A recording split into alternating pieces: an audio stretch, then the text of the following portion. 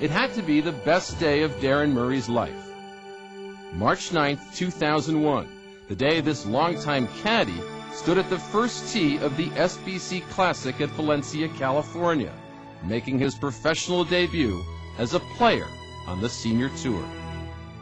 They called my name 2 or 3 times because I stayed in the tent. I didn't know whether to come out the tent to hit the ball. I didn't know what to do. I mean, why didn't you come out when they called your name the first time? Because there was so many people clapping and I couldn't hit while they was clapping their hand, and I just didn't know what to do. Granted a sponsor's exemption at the request of an SBC executive, Murray was a 50-year-old who hit cross-handed, and his shot at senior tour glory made him a press favorite. He gained significant interest. I think both the major dailies in Los Angeles did a piece on him. Darren was a feel-good story, so it was an easy piece for them to do, and he got a little notoriety out of it. He was kind of like the cult hero for the guys in the shop, you know. Oh, look, Darren Murray's making the turn, let's go watch him tee off on 10 type of thing. But as tour officials would soon learn, Murray wasn't much of a pro golfer. He wasn't 50 years old. His name wasn't even Darren Murray. He was a 48-year-old named Robert Atwater, and he'd spent the last 10 years of his life on the lam from the law. Mr. Atwater was indicted in a multi-trafficking cocaine ring back in the early 90s, and he was never arrested and he fled. It was the largest drug ring in Atlanta at the time for cocaine. Lisa Myracle is a criminal investigator for the U.S. Marshals.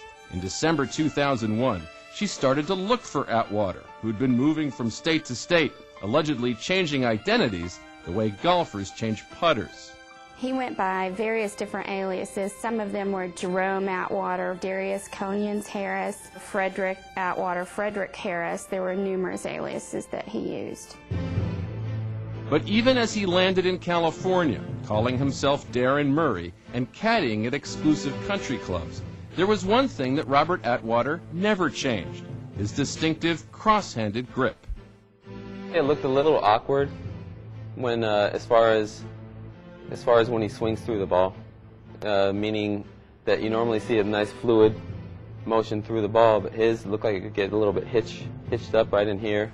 How many players swinging cross-handed have you seen? One, Darren Murray.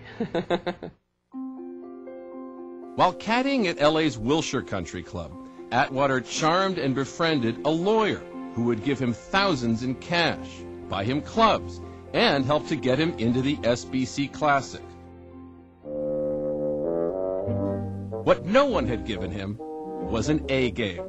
He shot an 85 in his first round, and an 82 on day 2.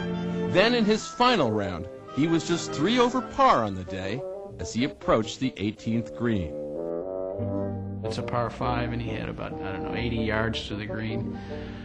And he hit a sand wedge that I think it was still going up when it went over the stands behind the green, and ended up in the exercise trailer compound behind the 18th and significantly out of bounds. The man who called himself Darren Murray so the feds couldn't track him down finished 30 strokes over par in 77th place out of 77 golfers.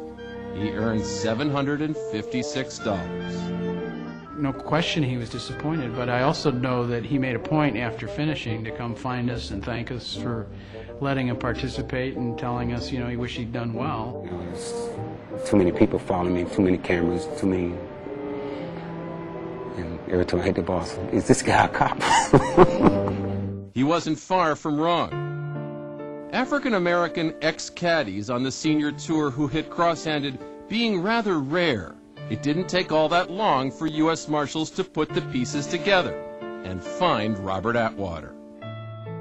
My investigation led me to a name of Darren Murray, and I didn't know who the person was, and I put it in on just a regular search on the internet, and up came Yahoo Golf.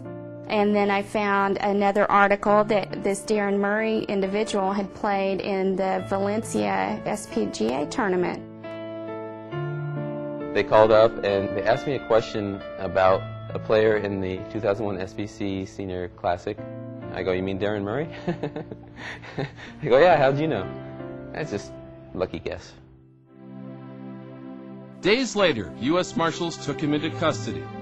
Atwater was sentenced to 10 years in federal prison, which since July of 2003, he's been serving in Taft, California. His 3 days in the golfing spotlight cost him his freedom, but Robert Atwater says he has no regrets. Why did you take the risk?